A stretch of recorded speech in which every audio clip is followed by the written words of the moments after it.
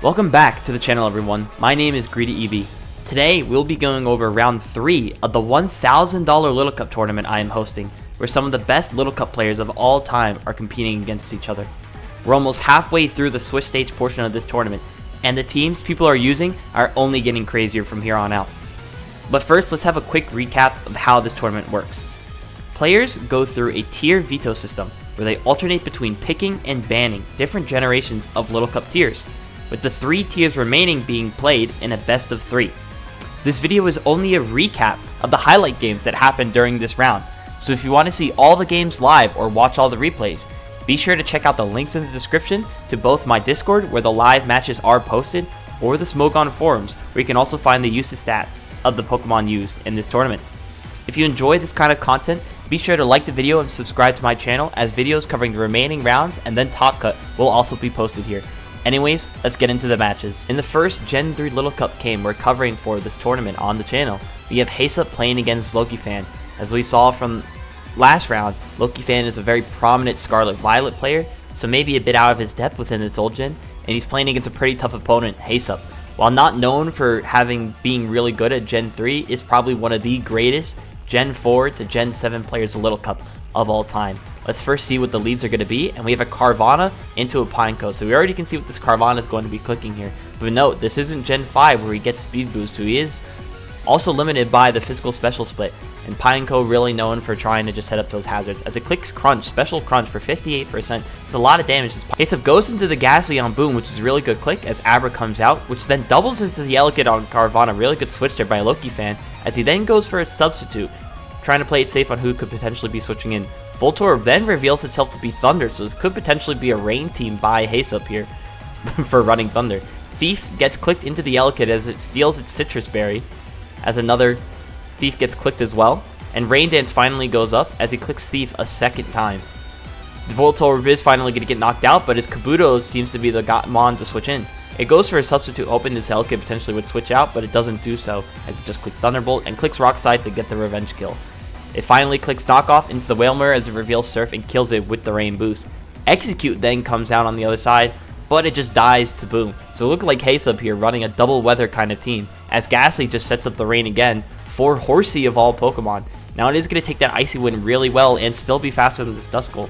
Hydro Pump is going to just Oko in the Rain, as the Abra then goes for a Calm Mind in the Rain. It's going to go for a Calm Mind and a substitute, but the Carvanha reveals itself as Agility, and now is faster than this Abra, as it looks like its only attacking moves are Psychic and Thief. Crunch is going to get clicked into the Abra and knock it out, and with the last Mon Trapinch, Carvanha easily gets the knockout. And Hazup is able to win this game with a really interesting team, which looks like double weather because there's an Execute on this 6. Up next, we have Poseidon Wrath versus Enigma.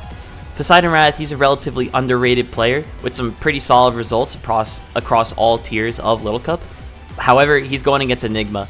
While not really known for DPP and has had some presence in older generations of Pokemon, he's really come into his own in Scarlet and Violet. Not only winning the best Scarlet Violet player of 2025, but also winning SCL with like a 6-3 record. So let's go into the leads here of this DPP Little Cup game, as we see Machop lead into a Hippopotas.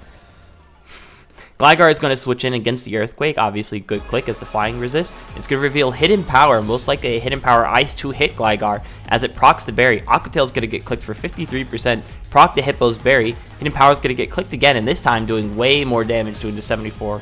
Ghastly is going to click Will-O-Wisp as it misses into the Hippo. It's a really big miss, but taking a lot less damage there.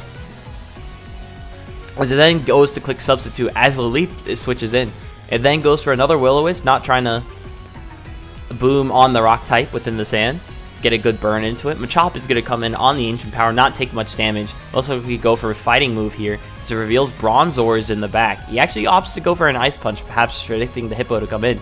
Dynamic Punch is going to get clicked this turn at least though, and hopefully get a Gamble 50% Confusion, but unfortunately isn't able to get it. Bronzor knocks out the Machop. Ghastly comes in to click Shadow Ball, only does 48%. The Bronzor knocks out a Confusion and actually opts to get Rocks up. So Enigma is just going to sack the Ghastly here. He then goes into an Elekid of all Pokemon and reveals himself as also physical with Thunder Punch. And also not even the right HP EVs, because he took 10% on Life Orb. Thunder Punch does 78% to the Stunky here as it goes for a Pursuit. and then gets static dropped. A little bit unfortunate here. And he also reveals quick attack, but that isn't really going to matter as he's just going to die to the Life Orb and Aftermath chip. Munchlax is going to come in afterwards and reveals it's faster than this Leaf and have Ice Punch. Just knock it out in one hit. Hippo's then going to click Earthquake into the Munchlax, do a nice 42%. And as Munchlax hits it for 54 back. And now it looks like he's just going to be clicking Slack off a couple times, trying to really heal off all the damage that this Munchlax is doing to it. Poseidon here really wishing he hit that Will-O-Wisp into this Hippo. It would have not only done less damage to the Munchlax, but also would not be able to heal stall this as well. See, for example, he would have only taken 20-something% from that EQ there. But now Munchlax is only at 13% as Omanite seems to come in next. And he also has Ancient Power. Looks like Aaron's going to be the next switch in as it goes for a Rock Plow, hoping for a miss maybe. However, he gets a Surf crit. That might have actually mattered because the Aeron was in the rain, in the sand, my apologies. But Omanite is a really strong Pokemon with 90 special attack. I'm unsure if that would have mattered or not. But regardless or not, Enigma is able to win with his really interesting sand team in DPP. Before we go on with our scheduled program though, of a lot of weather teams, we're going to have a quick commercial break of Incog versus Elfuzon, which was the quickest game of the entire tournament. As we hop into the battle here, we're going to see that Elekid gets lead into Incog's Timber here as it reveals the Elekid's on a balloon, not trying to get trapped by Diglett. Porygon comes in the next turn, reveals itself as Trace Static, as Volt Switch gets clicked by the Elekid. Timber's going to come in, obviously, the fighting type against the normal type makes sense, as Volbeat opts to be the switch, but switches in on a payback, so it doesn't take much damage and gets the speed boost from Weak Armor. Braybird's going to get clicked, and it's actually just going to kill the Timber in one hit. Really impressive damage there, as Roos is going to get clicked the very next turn. As Elfu's going to opt to go for a Nasty Plot, try and get that big damage going. Braybird's going to get clicked the very next turn and do a nice 43% as Air Slash only does 65, not a lot of damage there. And Incog looks like he's going to win a speed tie or so, does 57%, and Elfu is going to just forfeit the game. On turn 6, after 2 Pokemon have died, he just says, yep, I'm going to call it in there. And probably the crazier thing, even after this game, Elfuzon still goes on to win his other 2 games and wins the series. So really just goes to show you, doesn't matter how bad one of your games can go, you can always turn it around. But now, let's go back to our normal programming. And we hope you enjoyed that relaxation from weather, because it's back again. Eric this time bringing the 4th weather we haven't seen yet, snow, with most likely a Scarf Smoochum in the back there to spam Blizzards and Psychics into ZF's team, which we're looking at only has 1 Ice Resist in Shoulder, and that thing has no special defense, because that thing is not going to be taking those Blizzards very well. ZF obviously is going to have to do his best to weather the storm of both of the Blizzards Eric's going to be throwing at him. As we jump into the battle here, we see Stunky gets led into the Natu. Great lead by Eric here. However, it reveals itself as Scarf and Shed Shell. Really interesting items by both players here, as Natu goes for a T-Wave into the Diglett. So it's a good switch in by Eric here. It looks like he's going to get a beat-up trap into this Natu and knock it out. Shelter's going to come in next, as Diglett opts to go for Toxic here. And the Shelter actually doesn't go for a Shell Smash, but instead just clicks Icicle Spear, perhaps predicting something to switch in instead. Try and revenge kill. As Snowbird opts to be the next switch in. And Rock Blast is going to get clicked next. However, yeah, as we look, see, the Snower is able to live on very low HP because the Shelter did not go for a setup boost here. But now Scarf Stunky is going to come in against the Ghastly, hoping to potentially Pursuit Trap this, as ZF opts to not switch out his Ghastly on this turn, instead clicking Will-O-Wisp essentially so he can live this turn. However, when he does go for the switch, it does look like Pursuit gets a higher roll because the Stunky does get the knockout. Diglett comes in next, most likely to reverse trap this. Pursuit's only doing 16% because of the burn. Rocks do go up on Eric's side, but it looks like the Diglett is finally going to be able to get this knockout into Stunky. We see next, his own Ghastly comes in this time as the Fairy Seed comes out, and looks like reveals Hidden Power Fighting. It does a little 38% to Fairy Seed here, as Chinchou opts to be the next switch in. On Thunderbolt of all things, good click by Eric to switch in. Here he goes for a Surf, perhaps predicting the Fairy Seed to switch out. On a, perhaps predicting Diglett to come in on this turn, which it doesn't end up doing so. So it looks like Chinchou might potentially just get sacked here to this Fairy Seed. Protect gets clicked on this next turn, trying to most likely stall some turns, have Fairy Seed get chipped. His Gig Drain is finally able to knock out this Chinchou, but it looks like this Fairy Seed is finally going to be in range of the Blizzards on Eric's side of the field, as Blizzard does get clicked, and it looks like Blizzard is going to get the Fairy Seed knockout. Porygon's going to have to be the next Pokemon to switch in on CF's team, as Blizzard does 48%, and Thunderbolt actually gets a crit most likely mattering there for the Smoochum to get knocked out. Snover's going to come in this next turn though, and Blizzard's going to only do 40%.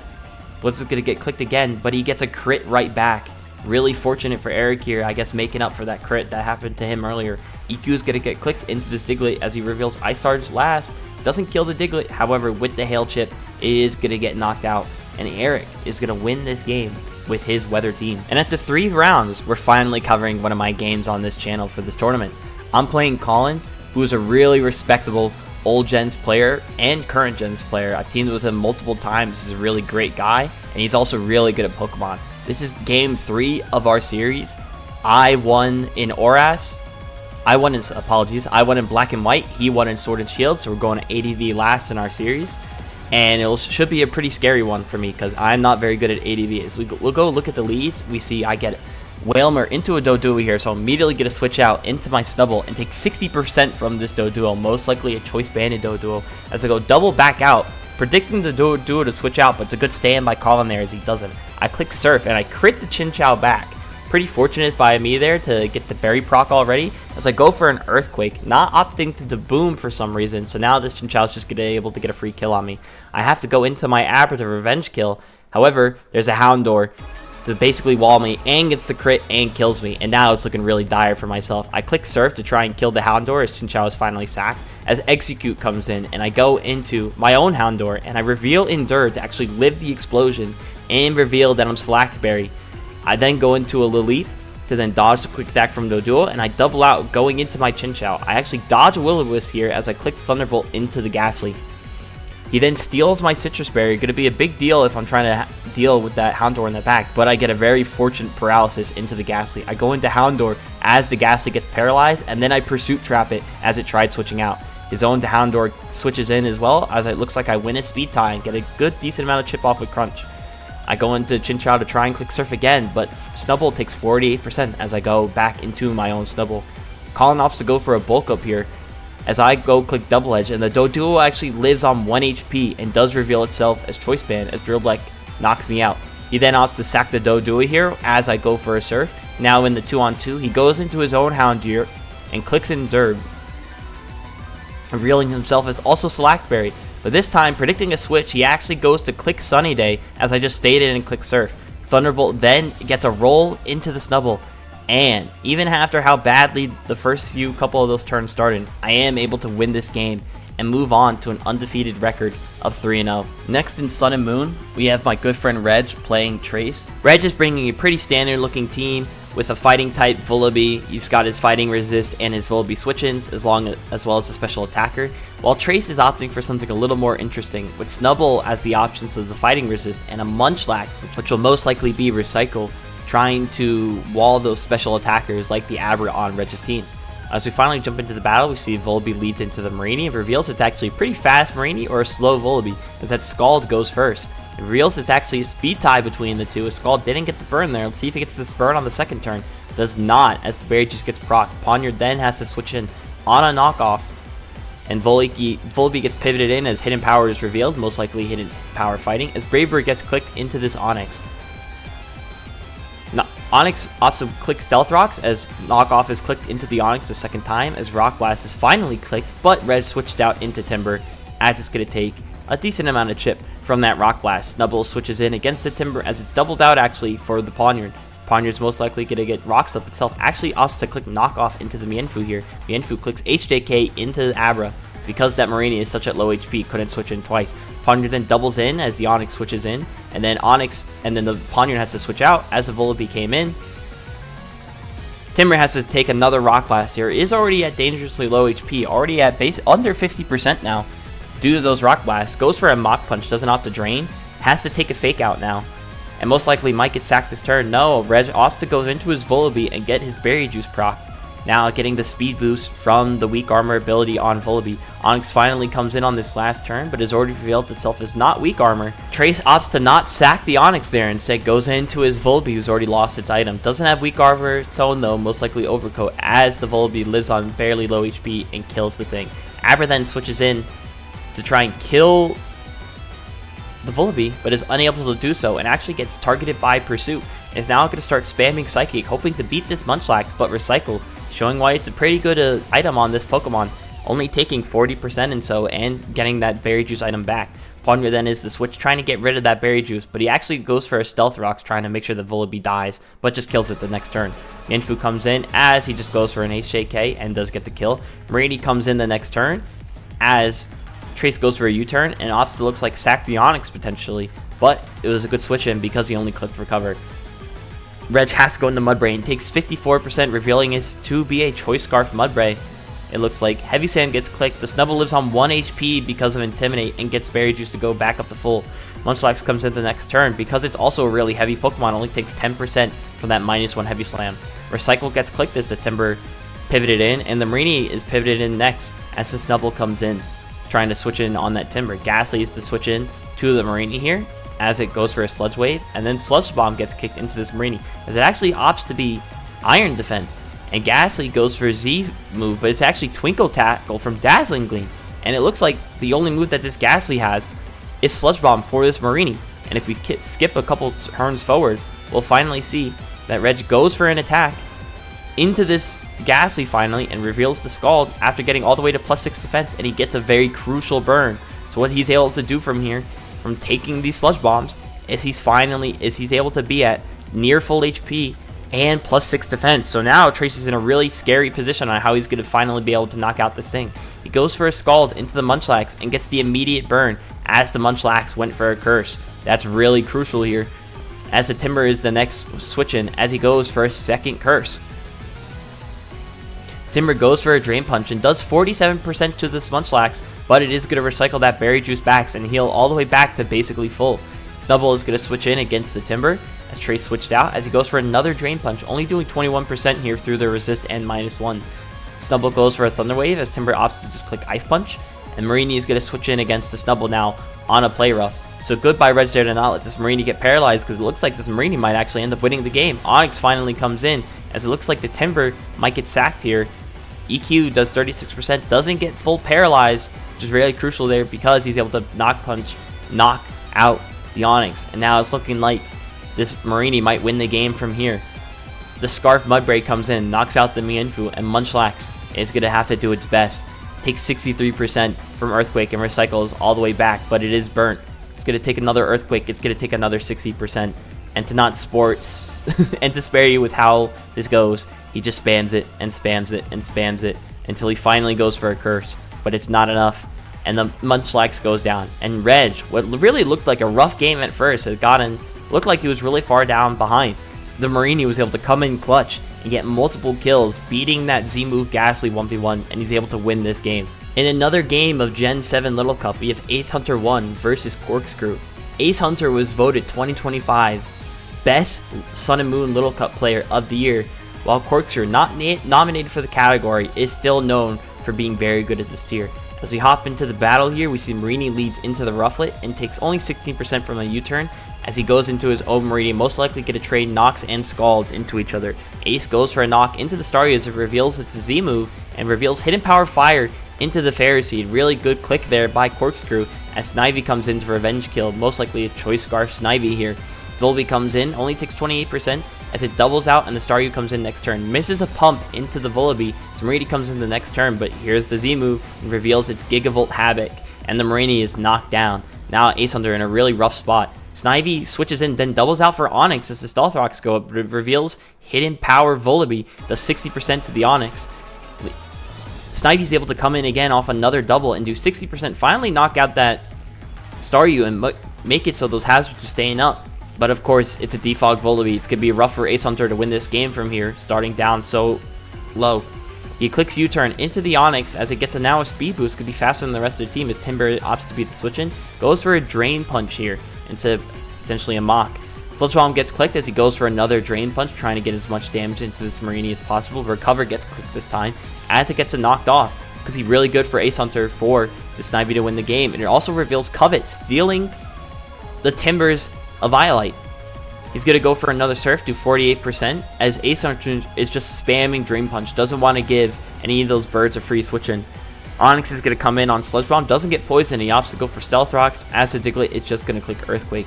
Ace Hunter is going to go back into the Snivy as he takes the Sucker Punch, only taking a little bit of damage, and he kills the Diglett. Volbeat is going to be the next switch in on the team as Ace Hunter's Volbeat comes in afterwards. He's going to take that Brave Bird relatively well, get a speed boost, and proc his own berry. Brave Bird's going to get clicked on his own side, however, it only does 48%, doesn't kill. However, Brave Bird recoil is going to get the knockout into Corkscrews. Marini's going to come in on the other side as Snivy opts to be the switch in as the Marini went for Recover. He goes for a Glare and actually gets a full paralysis as the Volbeat is sacked the next turn. Timber comes in right afterwards and goes for a knockoff and actually crits the Onix. Pretty fortunate for him to get that crit there. As he goes for a Mach Punch, because now that Mach Punch is going to be able to knock out. Rufflet has to come in the next turn. Ace Hunter goes for a Mach Punch, doing a nice 39% to the Rufflet, but now it's just going to come down to the Snivy. If it can hit Leaf Storms, it hits the first one, and is now going to need a full paralysis into Marini to win the game. He hits the 78%, only barely lives, but the Sludge Bomb goes through and it gets the knockout. Really well played game here by both players. Corkscrew obviously getting that really early lead with the 2 kills with the Z move Staryu.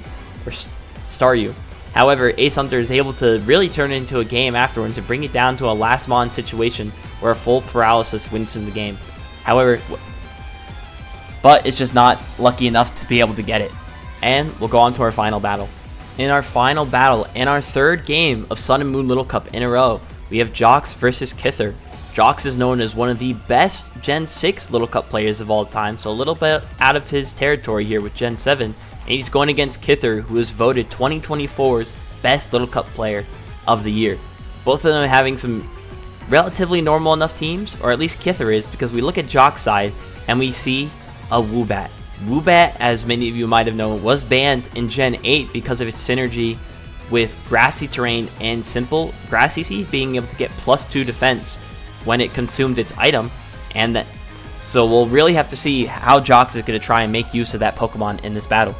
As Onyx leads into the Vullaby, great lead by Jox here. He's able to get the rocks up turn 1. Snivy comes in the next turn and gets a knockoff into this Fungus. Might be useful for later if it has a hidden power to hit it super effectively. Hidden power gets clicked by Jox and only does 38%.